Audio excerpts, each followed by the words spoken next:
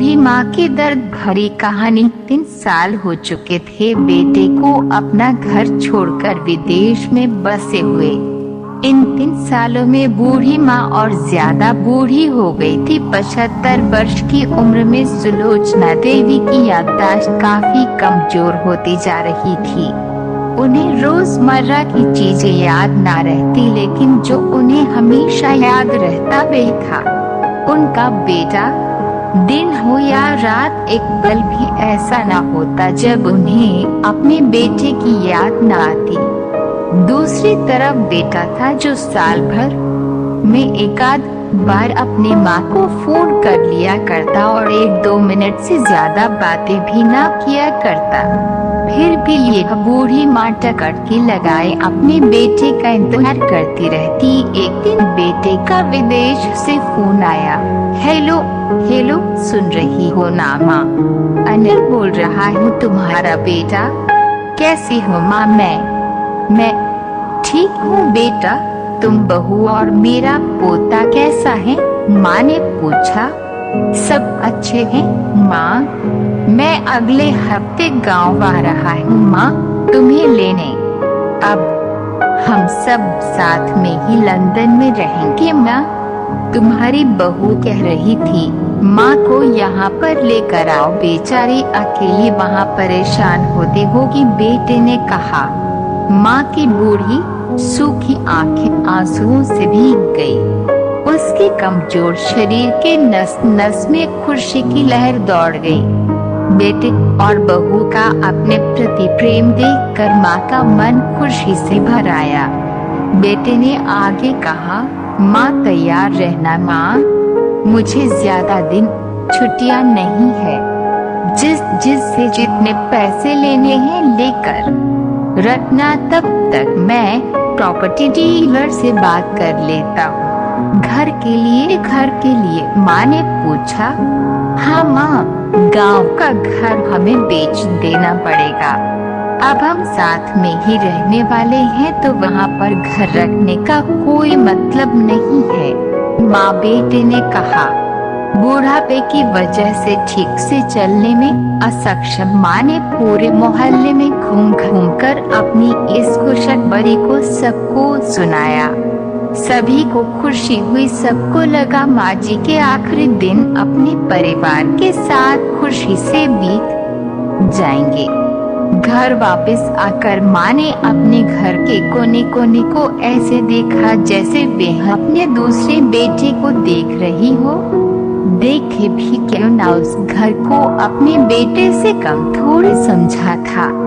अपने पति के साथ 40 साल यही तो बिताए थे, लेकिन अब मजबूर थी बूढ़ापे के आखिरी साल बेटे और बहू के साथ बिताना चाहती थी। दिल पर पत्थर रखकर घर बेचने के लिए माँ तैयार हो गई। आनंद फानन में बेटे ने घर को आधे दामों पर बेच दिया।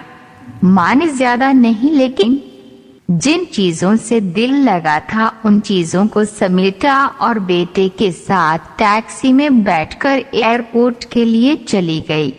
एयरपोर्ट पर आकर बेटे ने माँ से कहा, माँ तुम यहाँ बेंच पर बैठो, मैं सामान और बोर्डिंग पास की जांच करा कर आता हूँ। वहाँ वक्त लगता है और खड़ा रहना पड़ता है, तुम्हें तकलीफ होगी, तुम यहीं आराम करो। मैं यूँ गया और यूँ आया। माँ बेंच पर बैठ गई और बेटा अंदर चला गया। काफी समय हो गया बेटा वापस नहीं लौटा।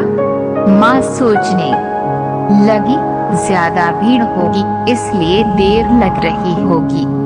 अंधेरा होने को आया। अब तो लोगों की चहलकदमी भी कम होने लगी। माँ को अब चिंता होने लगी। एक कर्मचारी ने आकर पूछा, किससे मिलना है मासी आपको? यहाँ पर क्यों बैठी है? डरती हुई आवाज में सुलोचना देवी बोली, मेरा बेटा अंदर सामान की जांच कराने गया है। लंदन जा रहे हैं हम। क्या नाम है माँ जी आपके बेटे का? कर्मचारी ने पूछा। अनिल नाम है मेरे बेटे का, सुलोचना देवी ने बताया। कर्मचारी अंदर गया और थोड़ी देर बाद बाहर लौटा। उसने सुलोचना देवी से कहा, माँ जी, लंदन जाने वाली फ्लाइट तो दोपहर में ही जा चुकी है और आपका बेटा भी उस फ्लाइट पे बैठकर लंदन जा चुका है। अब आपके यहाँ बैठने का कोई मतलब नहीं है। आप भी अपने घर चली जाइए। क्या जा चुका है और मैं घर जाऊं?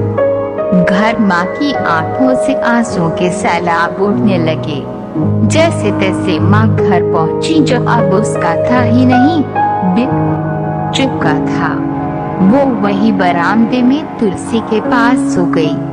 घर के नए मालिक को उस पर दया आई तो एक कमरा किराए से उसको दे दिया। पेंशन के पैसों से खाना और किराए का बंदोबस्त हो जाता था। दिन बीतने लगे। कुछ दिनों बाद घर के नए मालिक ने सुलोचना देवी से कहा, माँ जी, आप अपने रिश्तेदारों के यहाँ पर जाकर क्यों नहीं रहती है? इस उम्र में आपके लिए वही अच्छा होगा। अच्छा तो होगा, लेकिन अगर मेरा बेटा वापस आया तो उसका ख्याल कौन रखेगा? मेरा बेटा बहुत भोला है, उसे अपना ख्याल रखना बिल्कुल नहीं आता।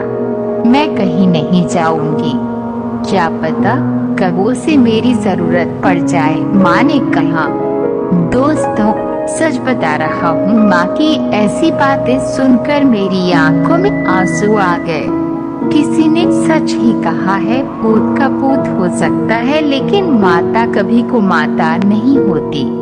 दोस्तों, आप सभी से हाथ जोड़कर विनती करता हूँ, अपने माता पिता की जितनी हो सके सेवा करना। उनके साथ कभी बुरा बर्ताव